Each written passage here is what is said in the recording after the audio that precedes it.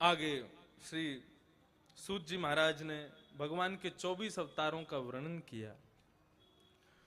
और जैसा कि मैंने पहले दिन ही बताया था, भगवान के 24 अवतार तो सब जगह शास्त्र पुराण आदियों में वर्णित है ही हैं।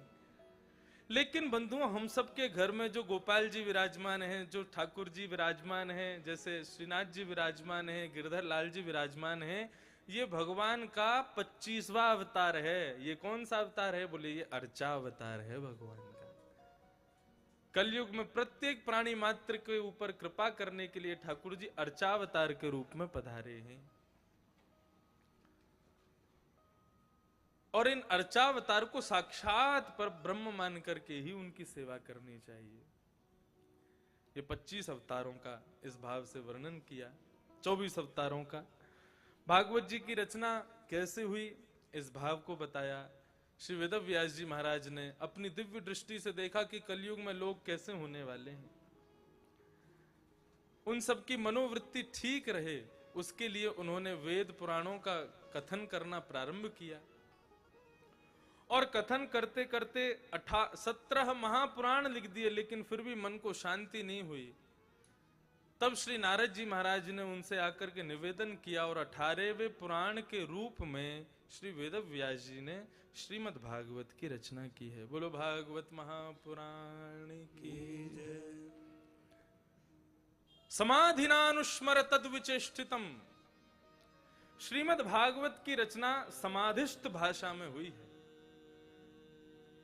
समाधिस्थ भाषा मतलब श्री वेदव्यास जी महाराज नेत्र बंद करके समाधि लगा रहे थे, श्रीमन नारायण का स्मरण कर रहे थे, और जैसे नेत्र खोल करके देखा है, इतने में तो भागवत की रचना हो गई। तो कहते हैं समाधि से ही, समाधिस्थ भाषा में श्रीमद् भागवत की रचना है। इसलिए अन्य पुराणों से भिन्न है श्रीमद् भागवत, श्रेष्ठ है श्रीमद् भागवत। भागवत की रचना हुई। वेदव्यास जी विचार करने लगे, भागवत की रचना तो हो गई, अब इसको घर घर में जन जन तक पहुंचाया कैसे जाए। मैं थोड़ा कथाक्रम थोड़ा आगे ले चलूं, उसके लिए मैं जल्दी थोड़ा बोल रहा हूं, आप लोग सहजता से श्रवण करें। वेदव्यास जी महाराज ने विचार किया कि श्रीमद् भागवत को यदि गेहे गेहे जने जने स्थापित करना है, तो उसके लिए मुझे अपने पुत्र का ही सहारा लेना होगा, और वो है सुखदेव। लेकिन वो तो निर्गुण निराकार ब्रह्म के ध्यान में बैठा है। निर्गुण निराकार कौन होता है?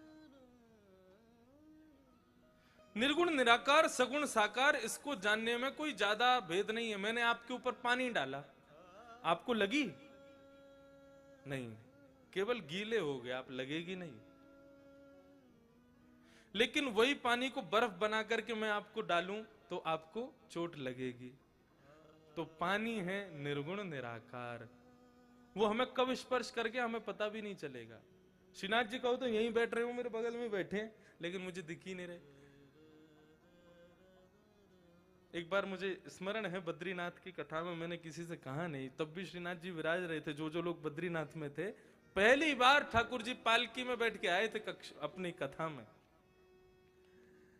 वहीं पर मन बना था कि भैया अब ये तो उत्सव की मांग कर रहे हैं। वहीं मैंने पहली बार कहा था कि ठाकुर जी का प्रथम उत्सव अब जनवरी में नाथ द्वार में होगा। उस समय मैं वास्तविकता में कहूं, ये भाव मंच पर कहने के नहीं है, ये भाव अंतस्थ में विराजमान करने योग्य हैं।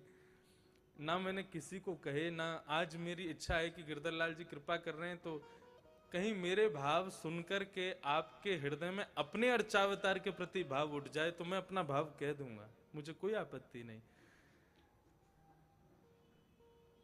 उस दिन जब ठाकुर जी का जन्मोत्सव हम लोग नाथ द्वार में बद्रीनाथ में मनाने आए, तो बार बार भाव था कि पहली बार ठाकुर जी को मैं छोड़ के आया था, बालकों को बता के आया, ऐसे ऐसे पालकी में बिठा के लिया ना कथा में, तो मुझे बड़ी चिंता हो रही थी कि ठाकुर जी कैसे आवेंगे। बड़ी सर्दी, और उस दिन इतनी भयंकर सर्दी थी कि बस पूछो मत, नीचे तक बर्फ आ गई थी काफी।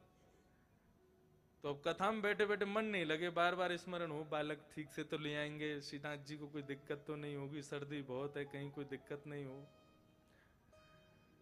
हमारे राधारमण जी वाले जीजा जी भी थे, तो मैंने कहा आप तो श्री राधारमण जी के भाव से उनको लिया ना, सही सलामत कोई दिक्कत ना हो।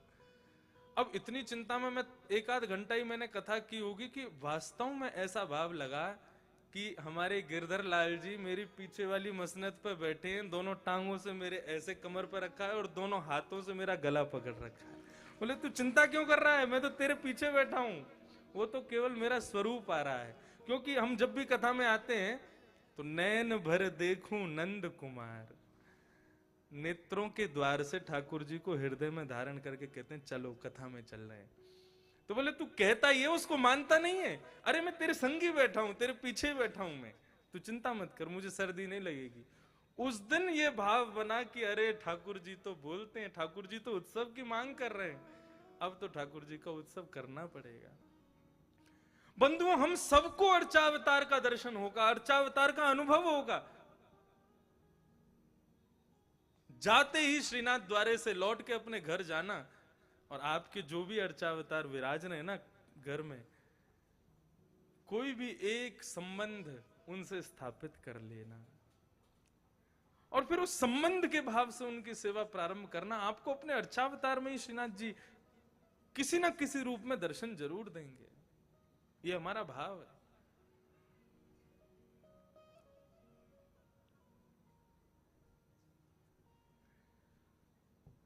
तो निर्गुण निराकार और सगुण साकार,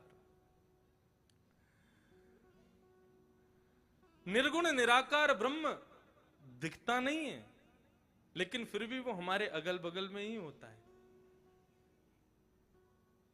हम जिससे जी रहे हैं वो निर्गुण निराकार ब्रह्म ही है, ये वायु के रूप में निर्गुण निराकार ही है। और सगुण साकार, श्रीनाथ जी सगुण साकार हैं।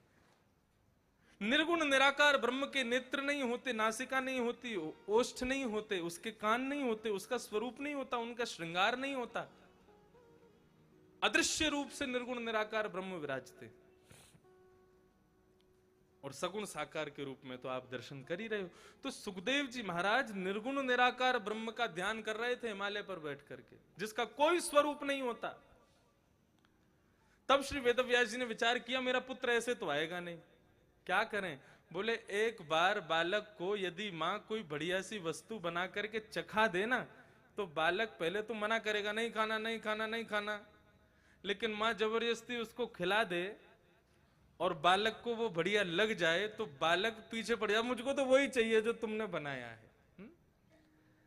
मैया कभी घर में लड्डू बनावे देसी घी के, बालक को, क्योंकि माँ बनाती तो है पति के लिए, लेकिन टेस्ट करती है कि बालक को खिला के पूछ लूं ठीक बनाए कि नहीं। कई माताएं ऐसा करती हैं। पुत्र के पास आएंगे, चल मैंने लड्डू बनाया खा। बोले माँ मुझको नहीं खाना। बोले अरे एक बार चक्के तो देख, मैंने बनाया अपने हाथ से। नहीं मेरे को ये लड्डू अच्छा नहीं लगता। अच्छा थोड़ा सा खा ले। बालक बार बार मना करता है तो माँ मुंह पकड़ती, खाएगा कैसे नहीं, और तुरंत मुंह में डाल देती है। और फिर जैसे ही लाला के मुंह में जाता है अच्छा लगता है, फिर मम्मी एक और देना, एक और दे दो, और मांगता है। ठीक उसी प्रकार वेद व्यास जी ने विचार किया कि संपूर्ण श्रीमद् भागवत एक रसमय लड्डू है। मैं अपने पुत्र को कहूंगा कि आ ले ले, तो वो आएगा नहीं। एक काम करो, उसको सीधा चखा देते हैं, उसको स्वाद आएगा ना तो अपने आप पूरा लेने के लिए मेरे पास आएगा। अपने छोटे छोटे शिष्यों को बुलाया और कहा कि हिमालय पर तुम लोग तुलसी दल तोड़ने के लिए जाते हो, तुलसी आदि पुष्प लेने जाते हो। बोले हाँ। भय लगता है? बोले हाँ लगता तो है गुरुजी की कोई जानवर ना आ जाए हिंसक। बोले हम एक मंत्र तुमको बताते हैं, उस मंत्र का जाप करते हुए जाओगे तो कोई भी हिंसक जीव तुम्हारे पास नहीं आए। अब भाव तो था कि मेरा पुत्र सुन ले, लेकिन बालकों से कैसे कहें। और कौन सा मंत्र? ये वही श्लोक है। कभी श्रीनाथ जी का दर्शन करते हैं तो इस श्लोक का पूरा भाव हृदय में उमड़ने लगता है। ये श्लोक कहां गाया गया? वेणु गीत में।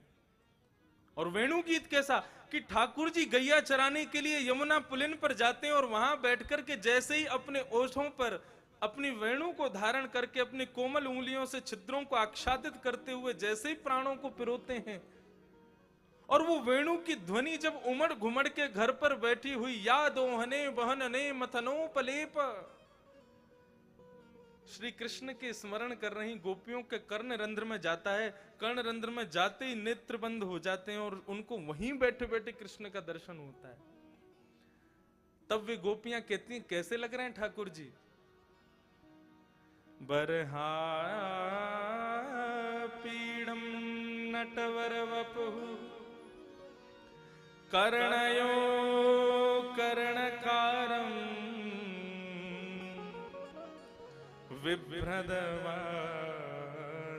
कनक कपिसं वैजयन्तीं च माला किरन्ध्रान् वेणोऽधर सुधया पूरयन् गोपवृन्दै वृन्दारण्यं स्वपदरमणं प्राविशद् गीतकीर्ते। कैसे लग रहे हैं ठाकुर जी? बोले बरहा पीड़म नटवर वपुः, अपने मस्तक पर जिन्होंने मोर पीछ का मुकुट धारण, टिपारा धारण कर रखा है। ये पीछे श्रीनाथ जी ने टिपारा धारण किया, ऐसे ही बरहा पीड़म और नटवर वपुः। नट किसको कहते हैं? बोले मंच पर लोगों को प्रभावित करने वाले नाट्य कलाकारों को नट कहा जाता है। उन लोगों को प्रभावित करने वाले नटों में जो सबसे श्रेष्ठ हैं, मतलब एक बार जिसके सामने से चले जाते हैं वो देखता ही रह जाता है ठाकुर जी को। नटवर वपुः और कर्णयोः कर्णकारम। पूज्य नाना जी इसका इतना सुंदर भाव कहते थे कर्णयो कर्णकारम का। नाना जी कहते थे कान है बहुवचन और कुंडल एक ही पहना है ठाकुर जी ने। मतलब कान तो दो हैं ठाकुर जी के, लेकिन कुंडल एक ही है। तो बोले कैसे पहनते हैं ठाकुर जी? बोले कुंडल भी कोई सोने का हीरे का नहीं पहनते ठाकुर जी, पुष्प का कुंडल पहनते हैं। और कैसे पहनते हैं? कभी या कान में पहने और कभी या कान से निकाल करके दूसरे कान में पहन लें, कभी या कान से निकाल के फिर वही कान में पहन लें। मतलब दोनों कानों में एक ही कुंडल बार बार बदल बदल करके ठाकुर जी पहन रहे हैं। कर्णयोः कर्णकारम और विभ्रदवासः कनक कपिसम। ऐसी पीतांबरी पहन करके ठाकुर जी आते हैं कि सूर्य भी अपने आगे बादलों को ले आता है कि भैया अब द्वितीय सूर्य नंद भवन से निकला है, मेरी आवश्यकता नहीं है।